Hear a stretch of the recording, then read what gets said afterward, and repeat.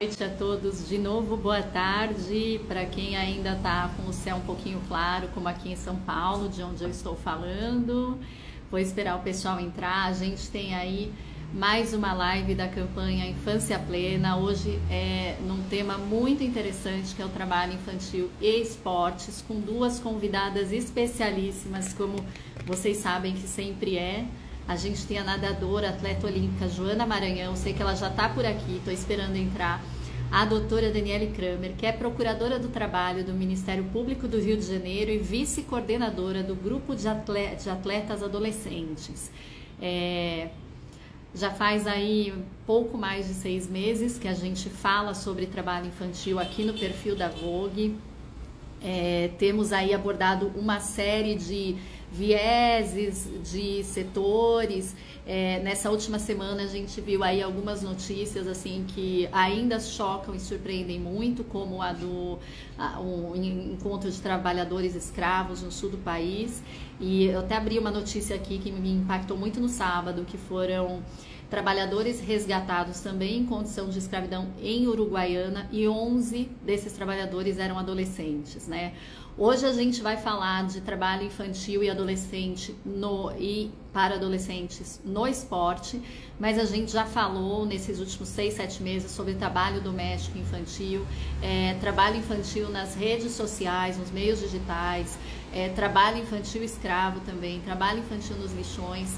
E essas notícias que impactam muito a gente, como aconteceu nesse final de semana, quando saiu também um recorte sobre as mulheres que são mais impactadas por essa condição, elas impactam, mas elas não surpreendem, né, essas notícias. Então, por isso que essa campanha é tão fundamental. A gente aqui na Vogue tem o maior orgulho de apoiar a causa, né, de tentar fazer a nossa parte, né, porque vocês já estão acostumados a ver aqui assuntos de moda, lifestyle, cultura, mas assim, tudo está interligado na sociedade que a gente deseja em todos os setores. Eu acho que a Joana Maranhão já está aqui com a gente, que é uma das nossas participantes. Vou botar a Joana. Vamos ver, conseguiu entrar. Ela já pediu para participar. E vou puxar aqui a doutora Daniele também. Olha a Joana chegando. Oi, Boa minha querida. tarde, Boa tudo jóia? tarde, Dona. Boa noite, Jair. Joana está no fuso à nossa frente. Quantas horas mesmo, querida? Eu estou 4 horas na frente, e são 10h10 da noite. Meu Deus do céu. Então, muito obrigada. Caetano já está dormindo. Joana é mamãe E também. para dormir, expliquei para ele que mamãe tinha uma reunião, então ele tá lá no quarto. Quando for de madrugada, ele deve vir pro meu, mas umas boas horas ele fica lá Faz no quarto. parte, faz parte. Joana, coloquei aqui a doutora Daniele. Vamos ver se ela entra. Aqui eu mandei o ônibus da escola para outro lugar, para não atrapalhar o nosso horário aqui. Vou tentar mais uma vez. Acho que a Dani pode estar, doutora Dani, ó, já estou até chamando de Dani, já estou íntima das procuradoras, todas elas são bárbaras, fazem um trabalho muito fundamental, não só por ofício, mas como grandes seres humanos que são pessoas pessoalmente envolvidas com essa causa, porque não é fácil permanecer nesses ambientes, né? As coisas, infelizmente, andam mais lentamente do que a gente gostaria, no sentido de maior regularização, né? Nem sempre as penalidades aplicadas nos parecem justas, mas elas persistem. Vamos tentar de novo a Daniele aqui. Vamos lá. Acho que agora vai. Joana, enquanto a Dani tenta aqui acessar, vamos tentar. Eu já vou aproveitar para começar, gente. Para quem chegou agora, para quem estava entrando, o nosso tema hoje é trabalho infantil e adolescente no esporte, né? A Joana tem uma história muito conhecida, né? Sofreu aí múltiplas violências, né, Joana? É uma história que sempre me pega pessoalmente como mulher, como mãe, né? Mas você também começou muito cedo como atleta, né? Você começou ali aos 12 anos, né? Deixa eu ver a Dani de novo. Será que dá? Acho que a doutora Daniele talvez esteja com um pouco de dificuldade, não sei se o perfil dela é aberto, mas vamos começar.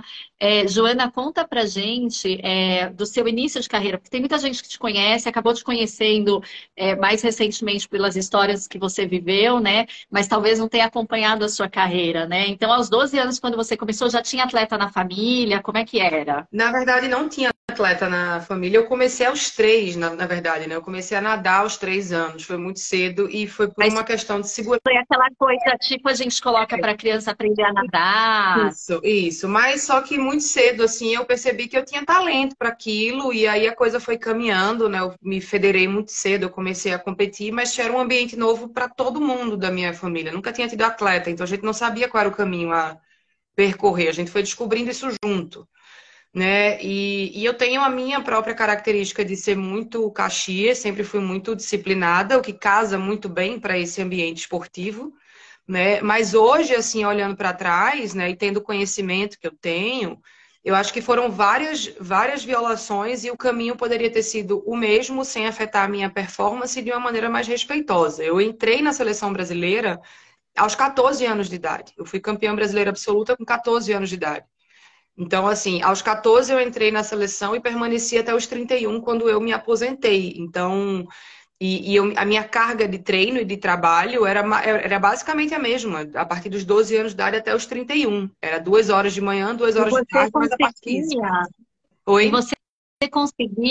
você conseguia, Joana, conciliar o estudo? Como é que era essa parte, inclusive para sua família, assim? Olha, Porque além da criança que tem essa questão da responsabilidade, eu acho que tem uma coisa assim que os próprios pais, né, não sabe, a gente não fala muito como é que é ser pai ou mãe de um atleta, criança, adolescente, a gente fala infantil, né? Mas quando é uma criança, quando é um adolescente, por mais que comece a treinar muito cedo, né?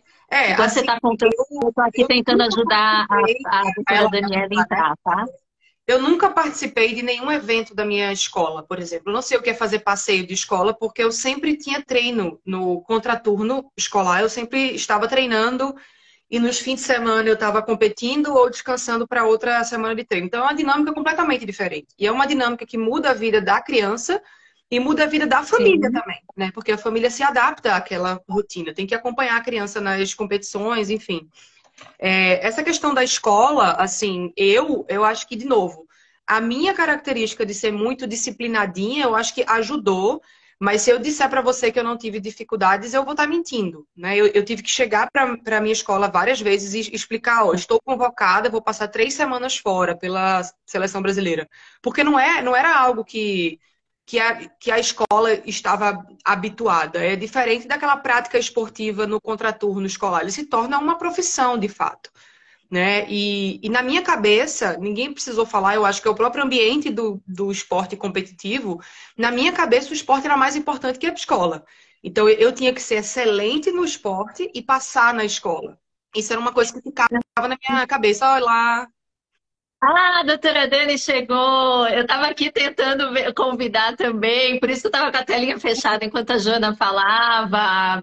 Bem-vinda, doutora, muito obrigada. Desculpe aí, às vezes acontece assim, o Insta.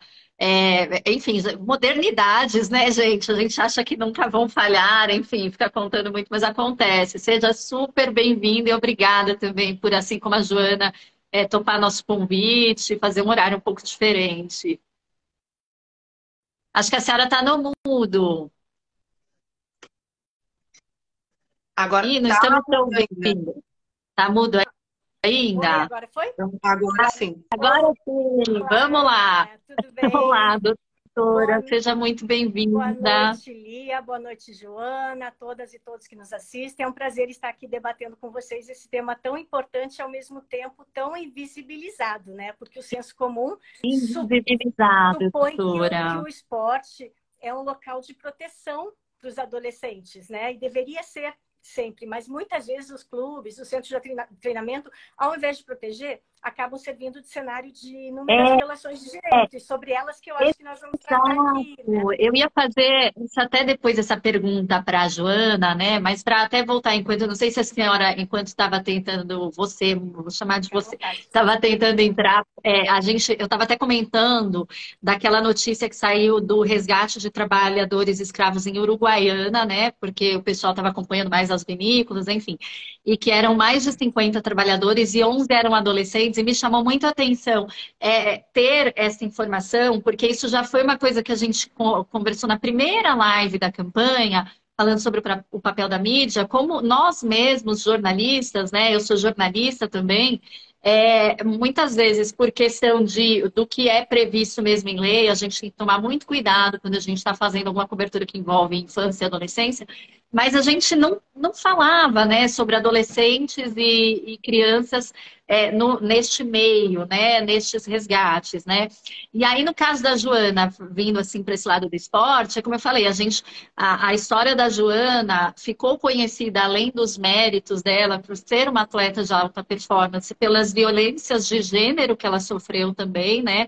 E ela estava aqui me contando, porque eu falei, você começou ali a nadar aos 12 anos. Eu falei, não, comecei aos 3. Já ganhei o primeiro campeonato aos 14, né, Joana? Aí dá para conciliar a escola, porque os pais também não são bem orientados, né? A gente vê mais também, acho que essa discussão no futebol, mas aí voltando, a Joana estava justamente contando que ela nunca foi na festinha da escola, no acampamento, enfim, né, Joana? Então vou pedir para você continuar essa parte que eu acho interessante de contextualizar, para depois a doutora trazer alguns aspectos técnicos para a gente também. Não, o esporte ele tomou esse lugar na minha vida e porque eu fui alimentando esses sonhos, né? Juntou o meu talento com a minha própria personalidade de me sentir, eu gostava daquilo, apesar das violências que eu sofri, e eu queria conquistar esses sonhos, né? Então, assim, eu particularmente eu não fui forçada por treinador e nem pelos meus pais, tipo, você tem que ficar ali. Mas eu venho de uma situação financeira extremamente privilegiada. Se eu parasse de nadar, né, o dinheiro que o esporte estava me dando na época, começou a me dar com bolsa atleta e com salário de clube, não faria diferença no orçamento familiar. Não é a mesma situação para a grande maioria dos atletas brasileiros, né? A gente vem de um país extremamente desigual.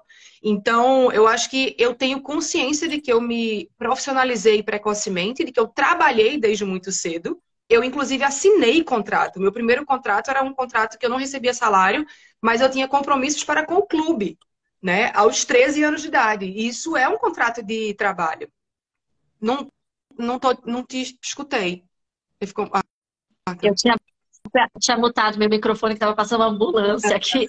Mas esse contrato, então, na verdade, não era um contrato, né? Era um acordo ali em benefício do clube, por assim dizer, né? E é uma coisa totalmente normatizada, né? Ele não é lido como um contrato, mas ele é um compromisso ali afirmado entre o menor, na época tinha que ter o responsável legal, que eram os meus pais, mas eu tinha um compromisso, e esse compromisso era...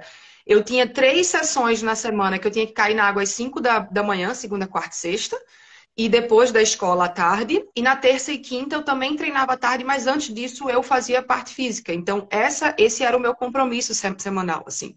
Repito, no meu caso, tinha o meu desejo de fazer isso, né? Mas a gente não pode negar que é extremamente problemático a gente chegar para um menor e impor isso como um compromisso, né? Eu acho que tem as suas benesses, eu acredito no fenômeno esportivo e todos os valores que ele traz, mas a gente precisa tomar muito cuidado com esse outro lado também. Depois, mais para frente, eu posso falar também da minha pesquisa, em que eu observei exatamente isso, né? Uma porcentagem muito alta de atletas com contrato assinado, e isso muito, muito ligado a maiores índices de violência.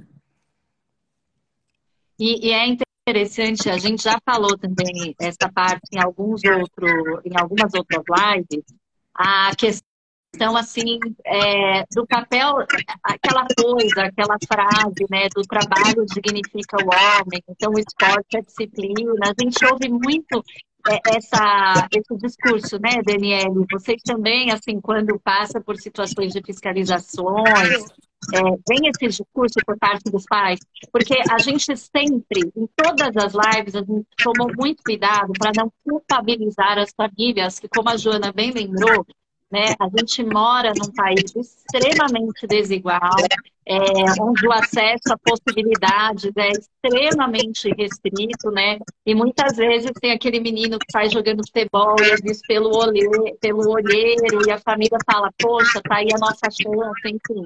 Então não dá para responsabilizar, né? Mas tem essa parte também, Daniele, de é disciplina, é compromisso.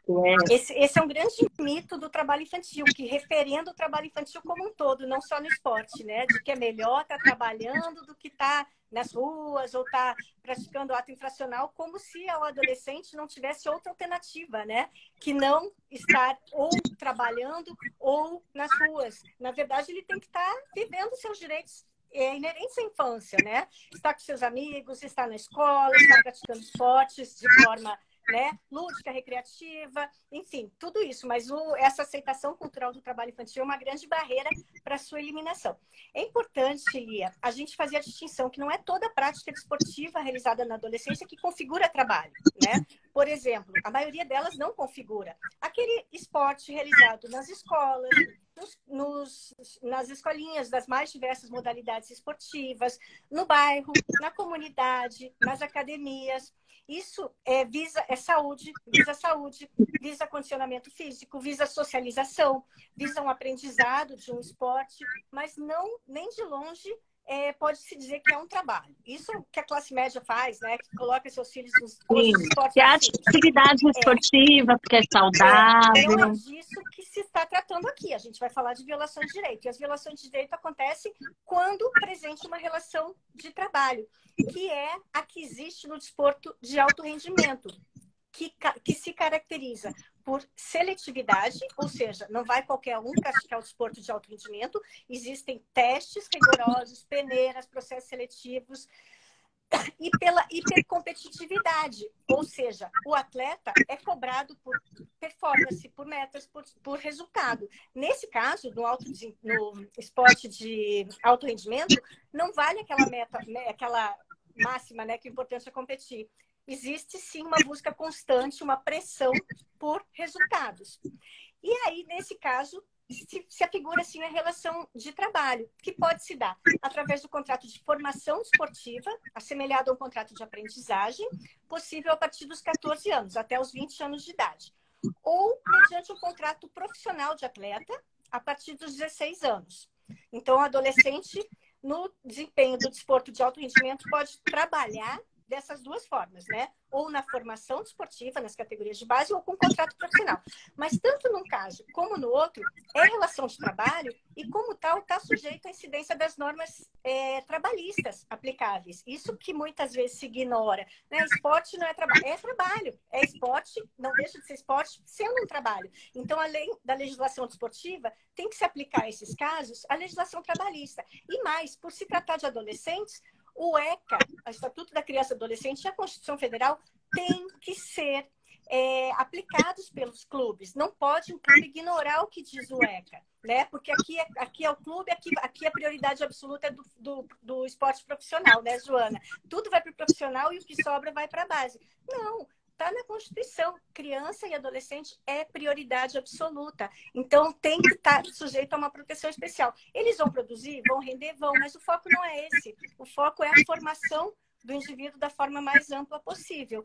Então, a maior dificuldade que a gente tem como operador do direito do trabalho é fazer os clubes se perceberem e serem percebidos como empregadores. Tá? Eles são empregadores, eles são clubes que fomentam o desporto de alto rendimento, mas são empregadores e tem que observar a legislação.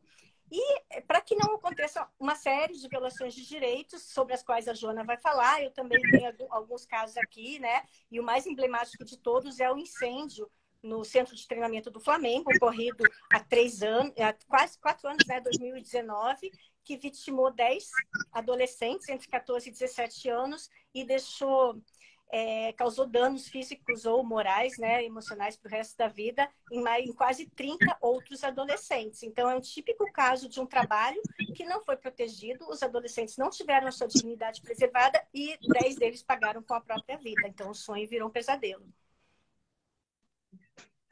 Joana, como essa questão do acordo, que nem você falou, né? Eu fiz um acordo, acho que eu vou pedir para a doutora talvez desligar o microfone, doutora, se possível, que hoje está dando interferência. Vamos ver se melhora. Acho que melhorou. Joana, quando você assinou esse acordo sem remuneração, você consegue tem a lembrança do que foi argumentado por a sua família? Porque, né, nós estamos dando a visibilidade para o clube.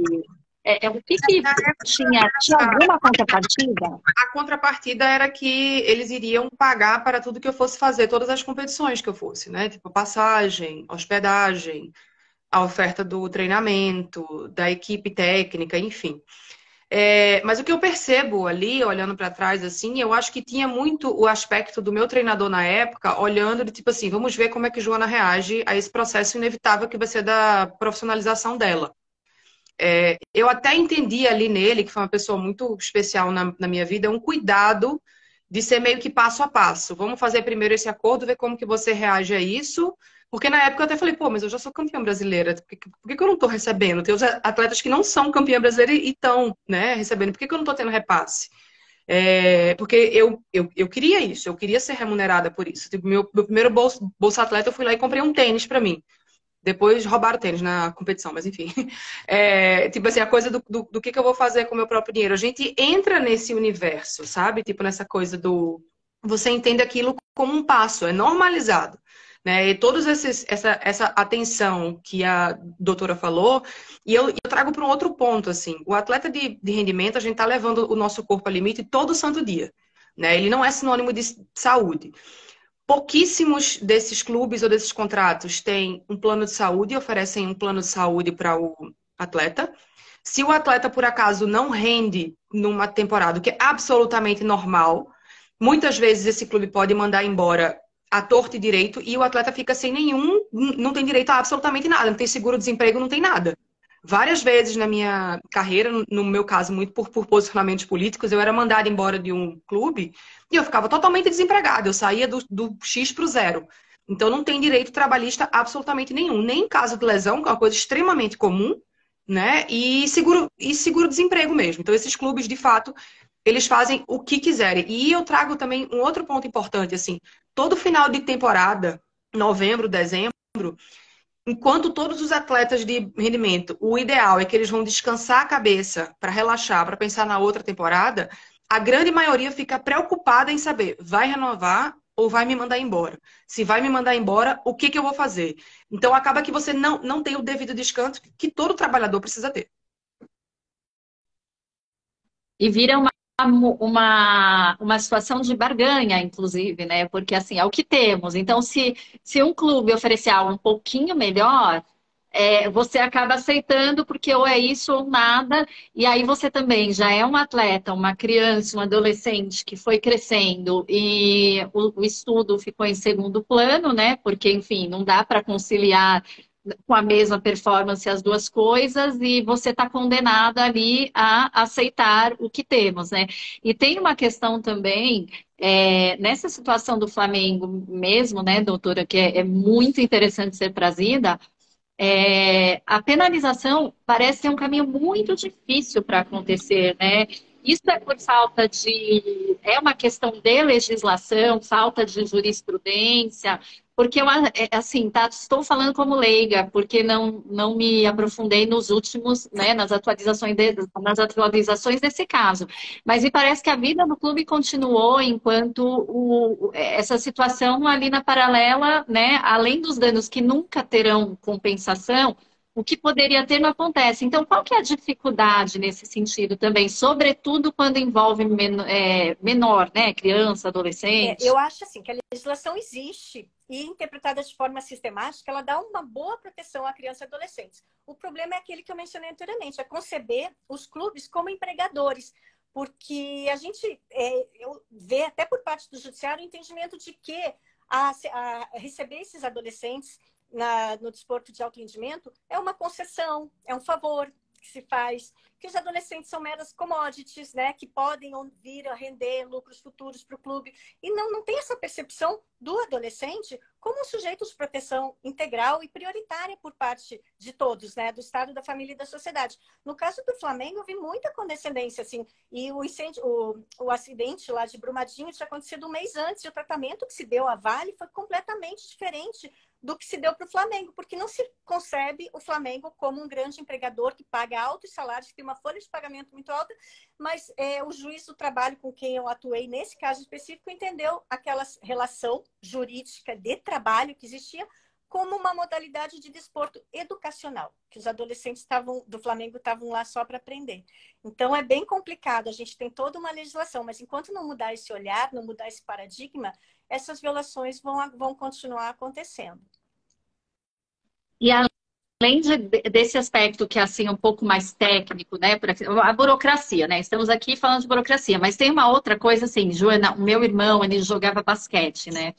E eu me lembro que assim, ele tinha, sei lá, uns 11, 12 anos, e no caso dele a técnica era uma pessoa muito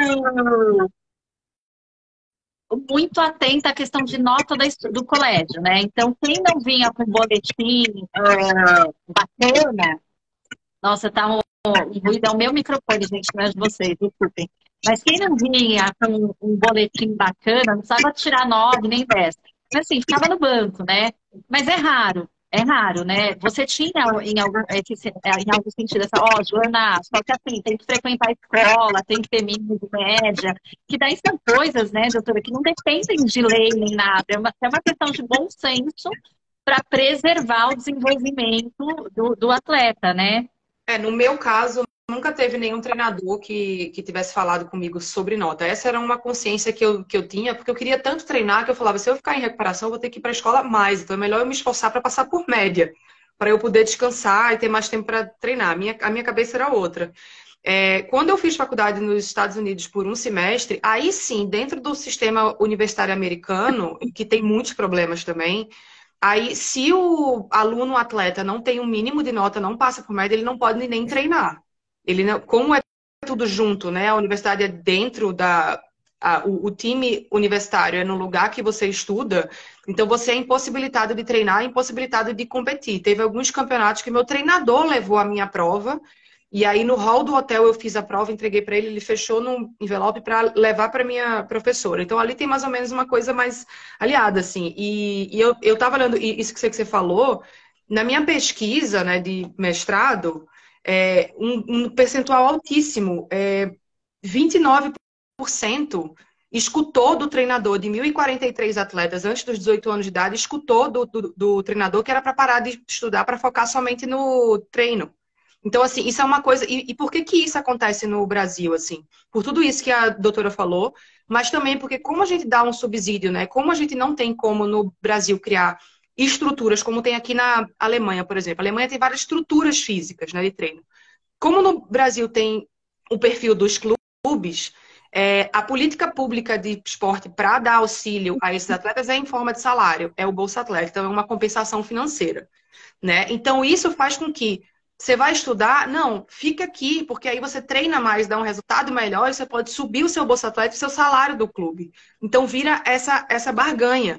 E é muito problemático, porque o treinador, ele é um professor do condicionamento físico do corpo, mas ele é um professor também. Então ele tem que entender que isso é inaceitável. É inaceitável você pedir para um menor, dentro da natação, esses talentos assim, é comum que o treinador fale, vai fazer supletivo para poder treinar.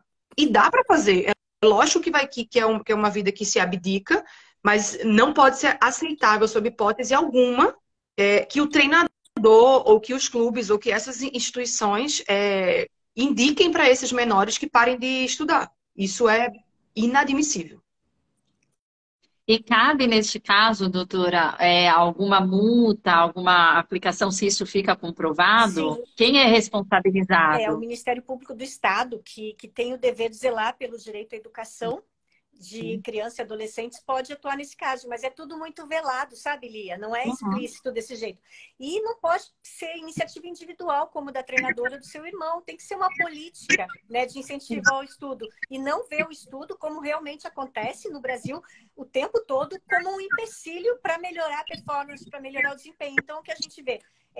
competições coincidindo com o turno de aula, né? Eles não vão para a escola porque eles têm competição, porque eles têm treino nesse horário. Existem colégios dentro dos centros de treinamento que são colégios de fachada para servir os interesses do clube.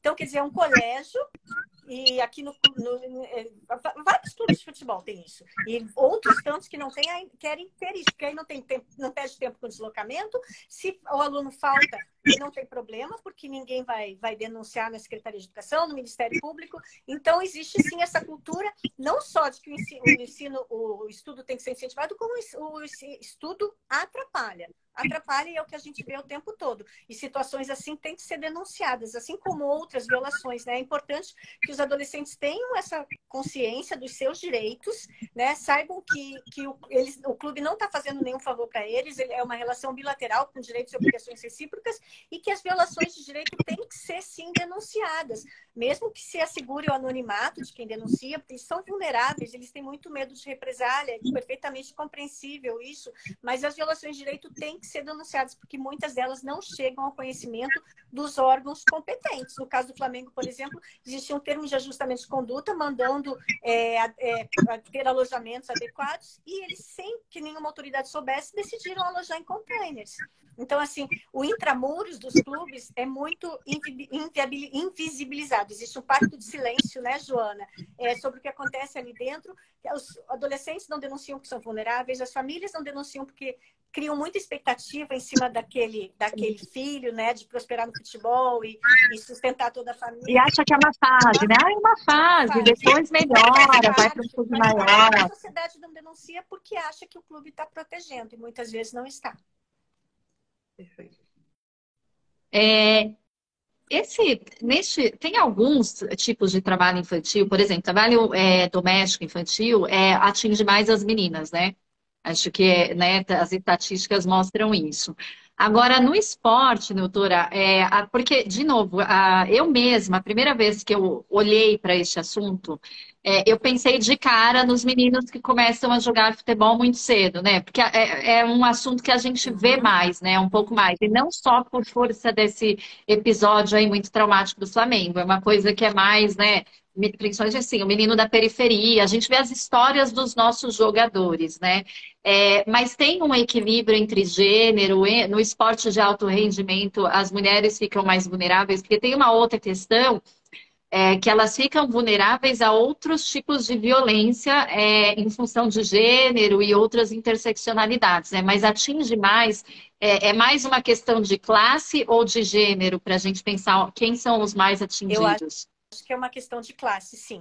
Porque no futebol a prevalência de atletas da base é masculina. A imensa maioria é de atletas do gênero masculino. Os clubes tiveram que ser obrigados a ter equipes femininas, e isso não faz muito tempo. O futebol feminino nunca foi um alvo de preocupação dos clubes.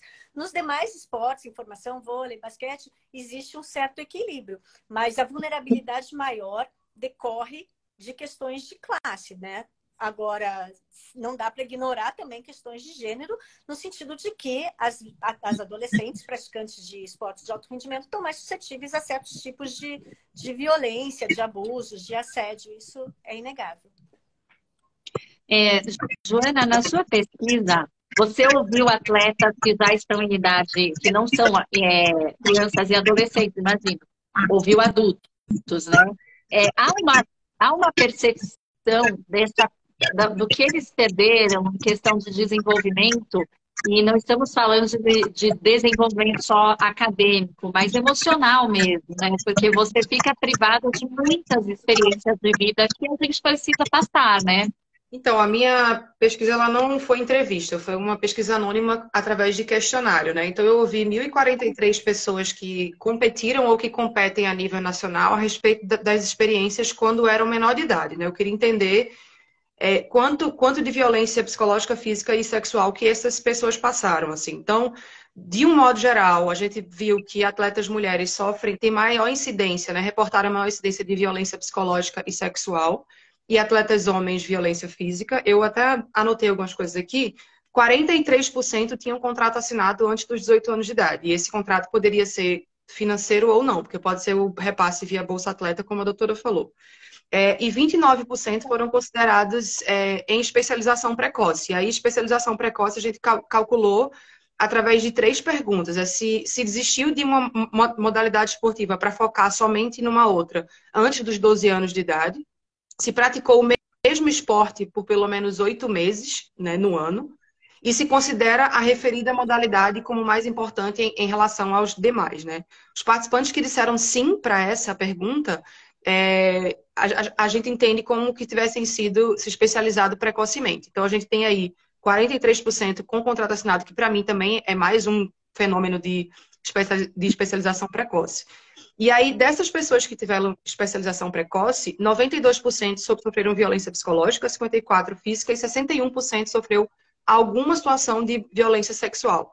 Então, o que a gente percebeu na minha pesquisa quanto mais tempo durante a semana em treinamento, né, maior a incidência dessas violações, uma prática esportiva muito violenta do treinador para com o atleta, até de violência física, de jogar objeto e de sugerir fazer uso de substância proibida, ou de fazer jejum para atingir o peso, ou de tomar remédio que é proibido para perder peso.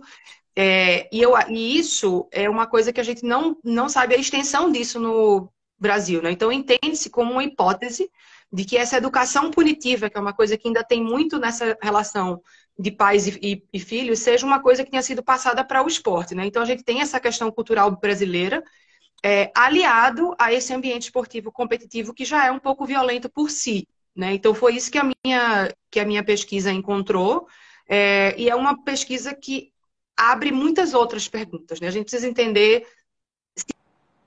se esses atletas entendem isso como violência. O quanto que eles percebem que isso é violento, o quanto que eles normalizam isso. Até para a gente entender qual vai ser a melhor forma para a gente desmontar esse sistema e essa lógica. Porque culturalmente é muito aceito, né? E tem uma outra questão que o treinador, a gente tem ali, né, o que fez a faculdade de educação física, mas não raro a gente vê muito ex-atleta, né, assumir esse papel de treinador e, portanto, reproduzindo coisas que tenha vivenciado, modelos que tinham, enfim.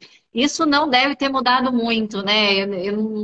A gente não tem, é tudo muito informal, né? Mas, enfim, imagino que não tenha mudado muito. O que as pesquisas mostram é exatamente isso. Quando a gente fala de itens que a gente diz que são violência psicológica e física, muitas vezes o treinador ele não tem a intenção de ser violento, ele simplesmente repete um comportamento. Violência sexual, absolutamente não. Aí são relação de poder, as pessoas têm consciência que não tem direito de fazê-lo.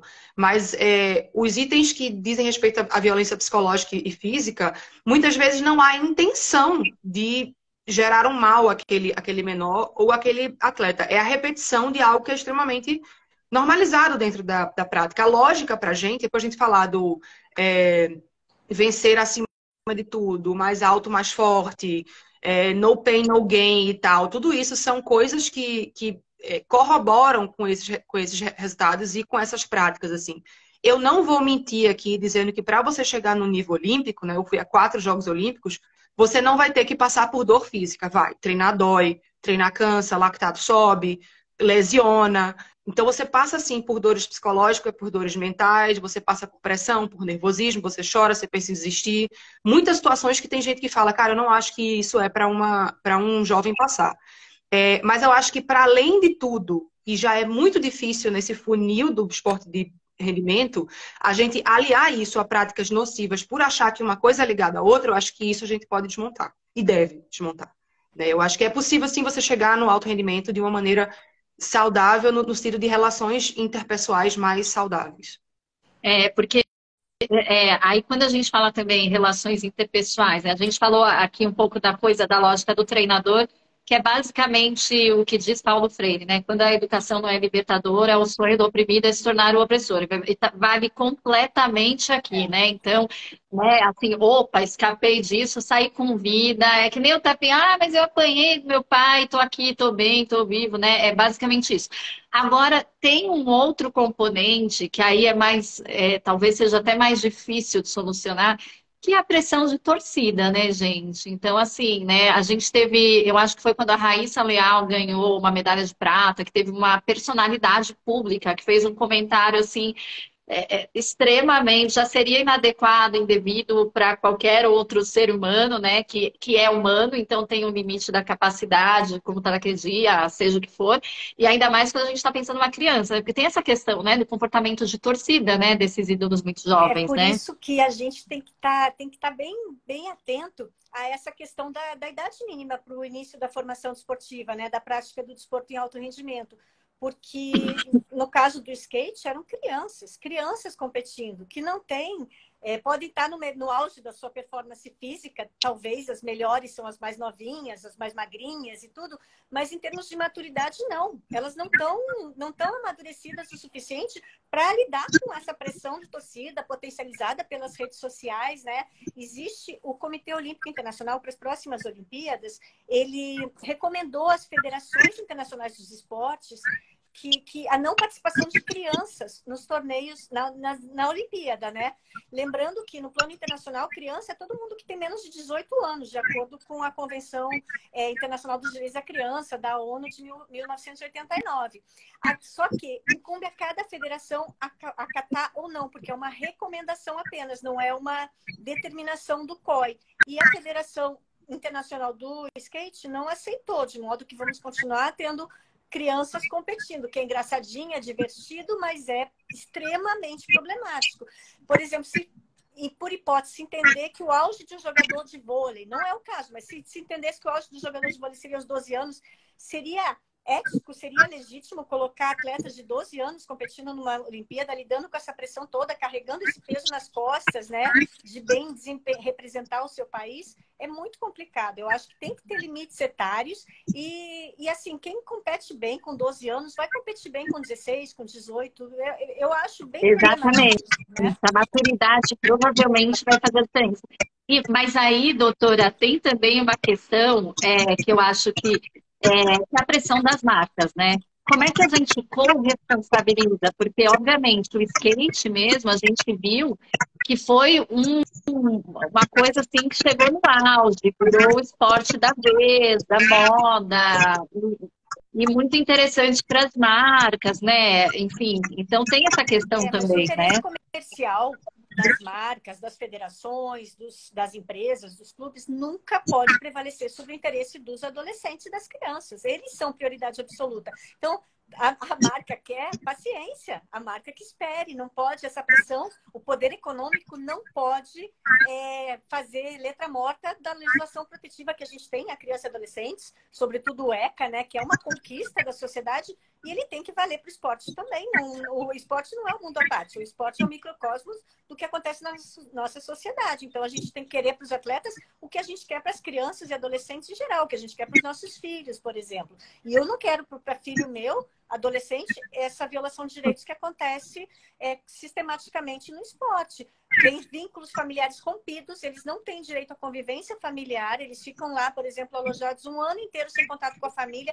Quando eles são desligados ao final do ano, eles procuram outro clube, né, para não voltar para sua cidade de origem com a pecha de derrotados. Então, eles já romperam um vínculo familiar que é extremamente importante há muito tempo. Não tem convivência comunitária, não convivem com atletas, com adolescentes que não são do esporte, né? Eles ficam só naquele meio, eles não conhecem outra perspectiva de vida que não seja do esporte, depositam todas as expectativas em cima disso. Então, não dá para dizer que é saudável da forma como vem acontecendo. Não dá. Exato. E acho que uma coisa importante, assim, é a questão da autonomia esportiva, né? O COI, ele não tem gerência sobre o que os órgãos reguladores de cada modalidade podem fazer. Isso é uma coisa muito típica dentro do esporte, assim. Apesar do COI estar acima das federações internacionais, a palavra final, né, sobre idade mínima e sobre movimentos que vão ser permitidos ou não, cabe a elas, né, por entender as especificidades daquela modalidade. E o que a gente está vendo no skate agora, a gente viu na ginástica artística há muitos anos atrás, né? O fenômeno do ska roll lá, que eles perceberam que quanto mais jovem eu pegar essas meninas para fazer esses movimentos, menos medo elas vão ter. né? Então, por isso que a ginástica foi se tornando mais e mais jovem. E aí agora a gente está começando a entender isso e está começando a colocar limite. A patinação artística, a mesma coisa, mas toda política que você coloca, né, de delimitação de idade, também tem as suas limitações. Nada, por exemplo, a questão da patinação artística, né, que é um esporte que de fato tem uma violência interpessoal imensa ali dentro. As meninas são muito jovens. Colocar a idade da patinação artística mais tarde não significa que essas meninas não vão continuar sendo violentadas no dia a dia de seus treinamentos para se apresentar e chegarem em alta performance aos 16, aos 17. Então, além de delimitar, a gente também precisa manter uma vigilância constante sobre como esses treinamentos estão se dando, como eles estão lidando, quais são os limites que estão sendo ou não rompidos. Eu vou abrir aqui, gente, aproveitando que a doutora Ana Maria, colega da Dani, fala assim, como compatibilizar a condição de peculiar de pessoas em desenvolvimento com todas as exigências do esporte de alto rendimento sem violar os direitos, né? Porque crianças e adolescentes não são mini adultos, exatamente, né? Mas será que a gente existe um caminho para esse equilíbrio? Ou realmente o caminho é esperar, vai competir mais para frente, vamos trabalhar de outra forma? Existe algum estudo nesse sentido, alguma experiência que vocês tenham visto, Daniela, em algum outro lugar? Eu acho que dá para compatibilizar sim, desde que você passe a encarar esses adolescentes como pessoas em processo de desenvolvimento. Elas não estão prontas, elas não têm que produzir, não são máquinas de produzir. Tem que valer os direitos delas. Eu acho que é possível essa compatibilização, sim, porque a gente também não tem a intenção de demonizar o esporte, de dizer que o esporte faz mal para adolescentes. O esporte, muitas vezes, é a porta de entrada para se adquirir dignidade, né, daqueles que triunfam no esporte. Muita gente que assim, vivia situações extremamente precárias em família, acabou vencendo no futebol. É uma minoria, mas acontece. E se a gente proibir, a gente vai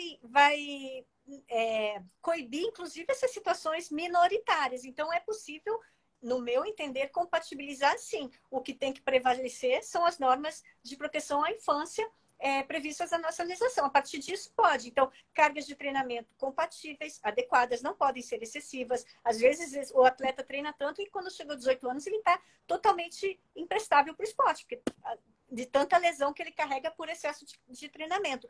Tem que haver uma alimentação adequada, compatível com as cargas de treinamento e com aquela faixa etária. A lei exige também que esses clubes que mantêm atletas em formação mantenham serviço de médico, fisioterápico, psicológico. Isso está na lei, não é um favor que o clube faz. Odontológico, educacional, né? Tem que ter pedagogo também, está tudo na lei. Também os clubes têm que proporcionar que os adolescentes tenham convívio com sua família, custeando algumas passagens por ano para que eles voltem à sua cidade de origem, ou permitindo que as famílias visitem eles nos centros de treinamento em que eles estão alojados. Os clubes não gostam que as famílias entrem lá. As famílias até porque exato, né? Atrapalham. Então, assim... Não, eu vivi uma história, doutora, agora, desculpa até te interromper, que eu não sei como eu não falei para vocês isso no início. Quando eu estava no colégio ali, acho que já no que hoje é ensino médio, primeiro, segundo colegial, eu tinha no meu colégio meninas que vieram jogar vôlei na cidade onde eu morava. E por conta disso, um dia eu fiz muita amizade com uma delas e fui até o alojamento. E eu lembro que quando eu cheguei, eu fiquei muito horrorizada. Eu tinha a idade delas, acho que uns 15 anos. E eu fiquei assim, né? A minha família, graças a Deus, a gente vem de um lugar de algum privilégio, mas não era um lugar de extremo conforto, era uma casa que acomodava ali adequadamente eu, meus dois irmãos e meus pais.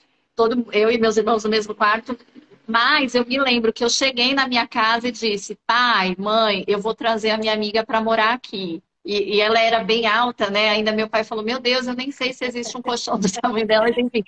Porque eu fiquei muito horrorizada. E aí meus pais, né? Meu Deus, calma, como assim? Vai trazer alguém, uma menina aqui para dentro de casa? E aí eles foram conhecer o lugar. E ficaram, obviamente, absolutamente chocados. Nem esperaram achar o colchão do tamanho dela, pegaram no mesmo dia. E eles eram meus pais, não pais dela, né? Então, imagina esses pais também, porque tem isso, né? Muitas vezes a realidade é vendida de uma forma, e quando a gente vai ver, esse clube, no caso, ficava num lugar que era um bairro mais periférico, eram várias meninas dormindo sozinhas no final de semana. Então, enfim, tem essa questão, né, também, Mas, né, Lia, não, doutora? Não interessa, né? mas não é só clube periférico, não. Eu fui num grande clube junto com um colega promotor de justiça aqui do estado do Rio de Janeiro fazer uma inspeção, e ele é acostumado a fiscalizar unidades de acolhimento para adolescentes em conflito com a lei, né? Aqueles abrigados Sim. ali.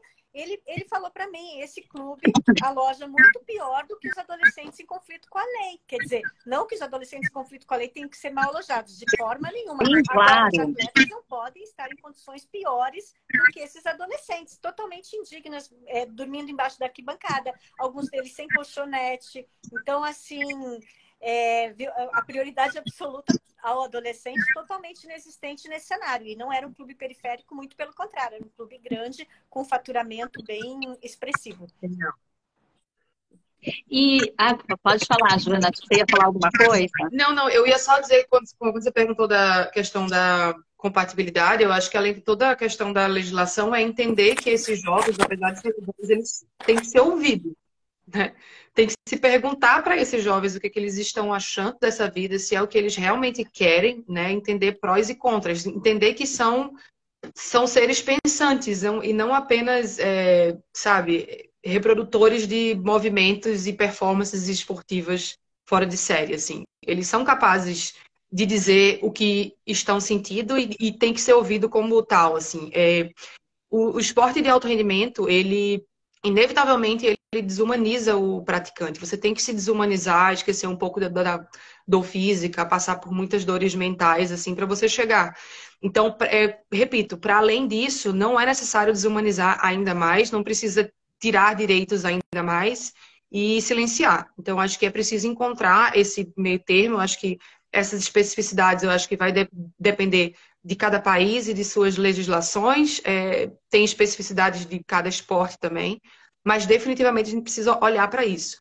Eu acho que nós três aqui, né, a gente entende o esporte com todas as suas potencialidades, mas eu acho que a gente fechar os olhos para as problemáticas que de fato existem em um país tão desigual como o nosso, a gente está vendendo uma verdade que não existe, né? Tipo, a Raíssa, a gente falou dela, né? A Fadinha, ela parece uma criança que realmente gosta do que ela faz, ela gosta do meio, ela sente prazer com aquilo. Mas não é porque a experiência dela é essa positiva que essa é a experiência de todas as praticantes menor de idade do skate, né? Então a gente precisa entender o geral e não pegar uma pessoa extraordinária e achar que aquilo é a regra.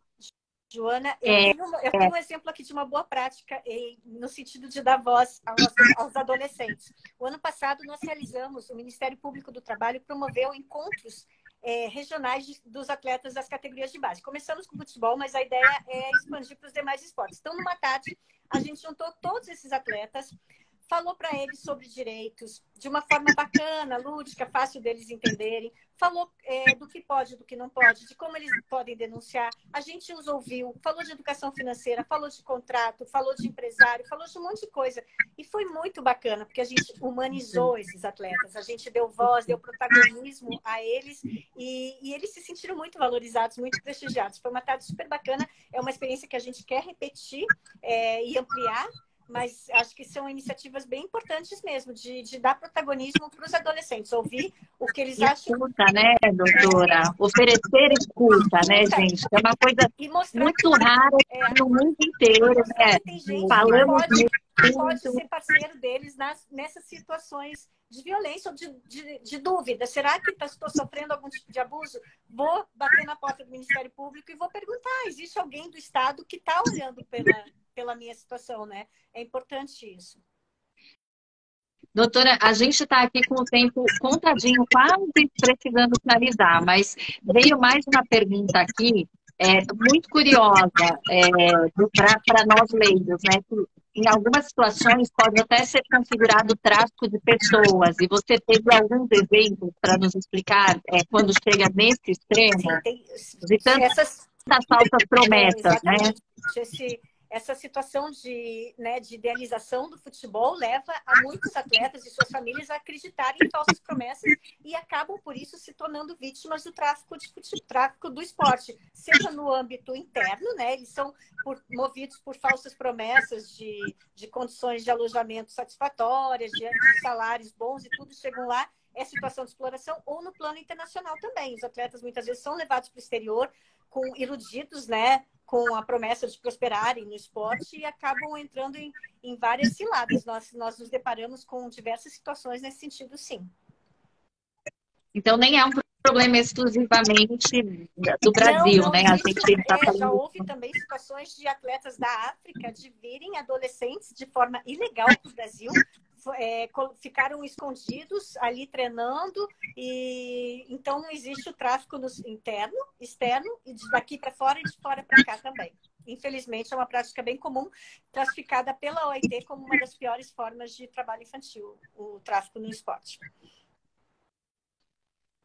Queridas, eu queria ficar muito mais falando aqui, inclusive dessa pesquisa da Joana.